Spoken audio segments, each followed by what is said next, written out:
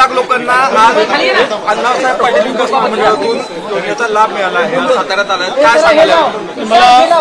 मला अतिशय आनंद आहे की अण्णासाहेब पाटील आर्थिक विकास महामंडळ हे आपण पुनरुज्जीवित केलं आणि नरेंद्र पाटीलजींना त्याची जबाबदारी सोपवल्यानंतर त्यांनी अतिशय प्रामाणिकपणे गावोगावी फिरून मराठा समाजातल्या तरुणांना उद्योजक केलं.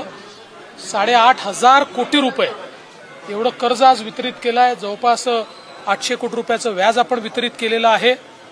आणि आमचे शिवेंद्रराजे भोसले यांनी मला निमंत्रण दिलं होतं की याचा जो 1 लाख जे आपले उद्योजक झाले त्याचा कार्यक्रम हा तुम्ही सातारला घेतला पाहिजे, कारण सातारा ही स्वराज्याची राजधानी तर आहेच आणि त्यासोबत स्वर्गीय अण्णासाहेब पाटलांची देखील जन्मभूमी आहे.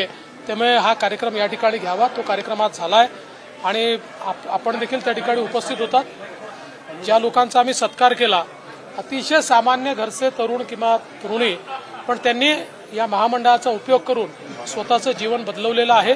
आता दुसरा टप्पा हा 5 लाखाचा आपल्याला पार पाडायचा आहे असा आम्ही संकल्प केला. साहेब, आज कृषी उत्पन्न बाजार समितीचं भूमिपूजन केलं, काय भावना? मला अतिशय आनंद आहे. भाऊसाहेब महाराजांच्या नावाने ही कृषी उत्पन्न बाजार समिती त्या ठिकाणी होती आहे आणि त्याचा संपूर्ण आराखडा बघितल्यानंतर मी तर असं म्हणेन की जवळपास महाराष्ट्रातली सर्वात आधुनिक अशा प्रकारची कृषी उत्पन्न बाजार समिती ही इथे साताऱ्यामध्ये या ठिकाणी शिवेंद्रराजेंच्या प्रयत्नातून होते. साहेब, यावेळी लोकसभेच्या उमेदवाराला घवघवीत यश मिळालं. पहिल्यांदाच भाजप जिल्ह्यामध्ये प्रवेश करते, पण आता भाजपमध्येच काही लोकांची मागणी होती की आमच्या जिल्ह्यातली जी राज्यसभा आहे ही आमच्याकडेच राहावी.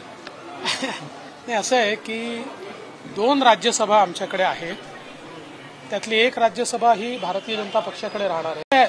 तो निर्णय निश्चितपणे आता आमचं पार्लमेंटरी बोर्ड घेईल.